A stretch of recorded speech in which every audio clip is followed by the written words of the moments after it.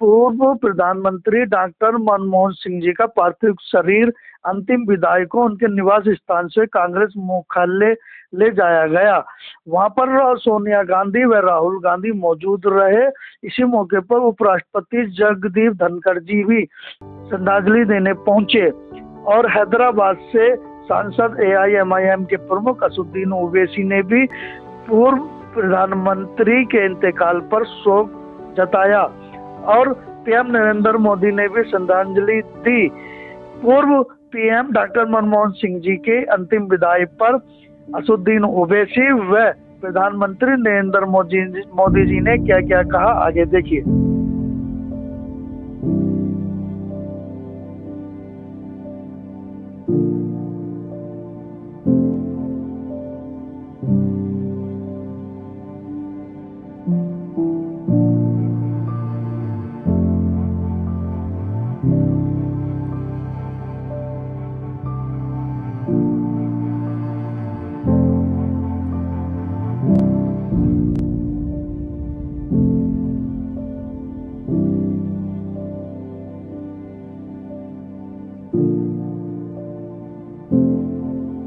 जनाब मनमोहन सिंह साहब के इंतकाल पर अपनी जानिब से, अपनी पार्टी की जानिब से उनके अफराद खानदान को ताज़ियत पेश करता हूँ।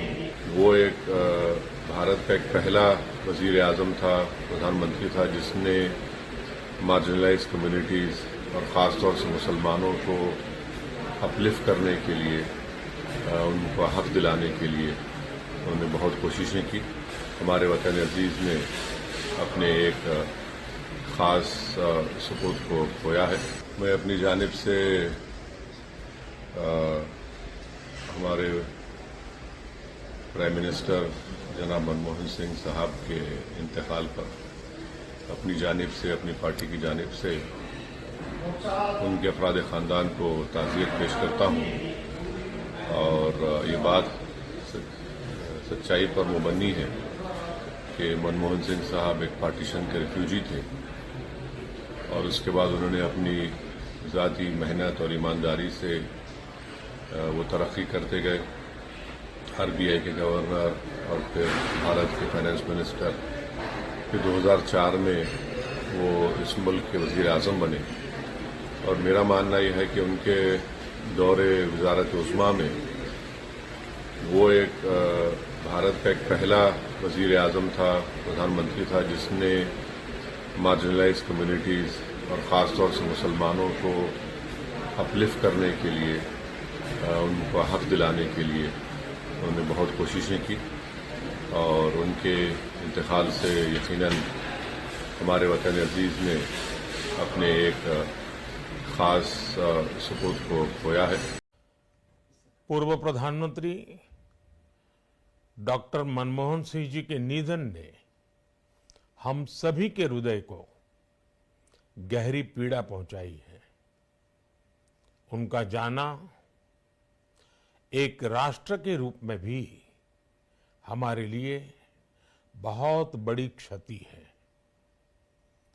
विभाजन के उस दौर में बहुत कुछ खोकर भारत आना और यहाँ जीवन के हर क्षेत्र में उपलब्धियां हासिल करना, ये सामान्य बात नहीं है।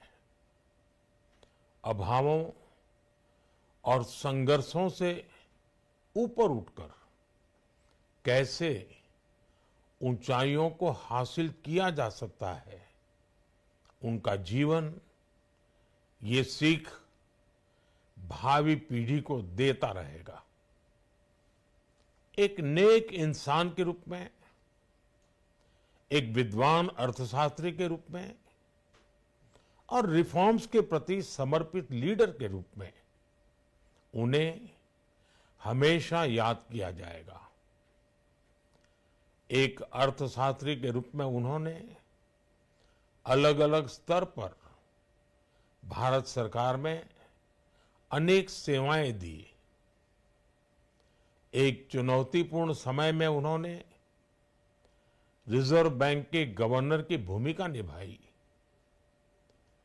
पूर्व प्रधानमंत्री भारत रत्न श्री पीवी नरसिम्हा राव जी की सरकार के वित्त मंत्री रहते हुए उन्होंने वित्तीय संकट से घिरे देश को एक नई अर्थव्यवस्था के मार्ग पर प्रशस्त किया।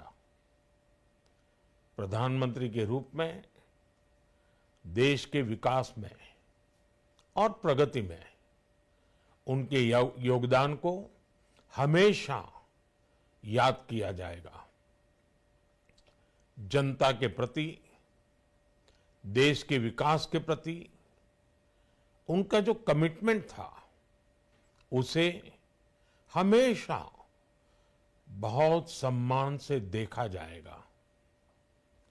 डॉक्टर मनमोहन सिंह जी का जीवन उनकी ईमानदारी और सादगी का प्रतिबिंब था। वो विलक्षण सांसद थे।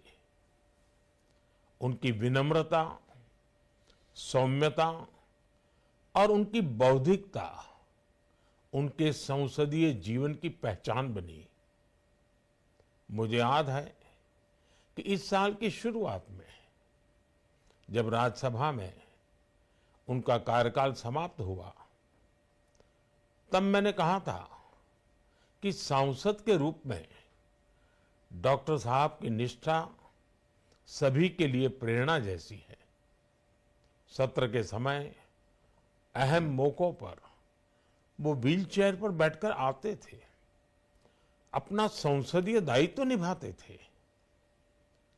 दुनिया के प्रतिष्ठित संस्थानों की शिक्षा लेने और सरकार के अनेक शीर्ष पदों पर रहने के बाद भी वो अपनी सामान्य पृष्ठभूमि के मूल्यों को कभी भी नहीं भूले। दलगत राजनीति से ऊपर उठकर उन्होंने हमेशा हर दल के व्यक्ति से संपर्क रखा, सबके लिए सहज उपलब्ध रहे।